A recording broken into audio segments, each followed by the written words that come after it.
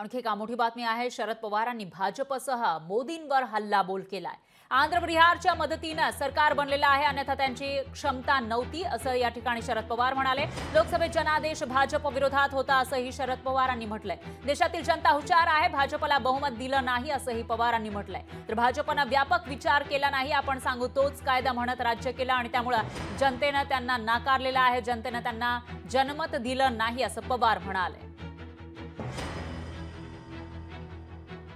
देशाची सत्ता नरेंद्र मोदींच्या हातामध्ये आहे, पण खऱ्या अर्थाने निवडणुकीचा निकाल जर बघितला तर मॅन्डेट म्हणतात, लोकांचा आदेश म्हणतात, तो काही त्यांच्या सोयीचा नव्हता। त्यांची संसदेची संख्या कमी झाली, संसदेचं त्यांचं बहुमत कमी, ही स्थिती निर्माण झाली। तेलुगू देशम आणि जयजयू त्यांची बिहार आणि आंध्र या भागातून मदत झाली नसती तर आज बहुमताचा जी अपेक्षा आहे त्याची पूर्तता करण्याच्या संबंधीची शक्ती त्यांच्यामध्ये नव्हती।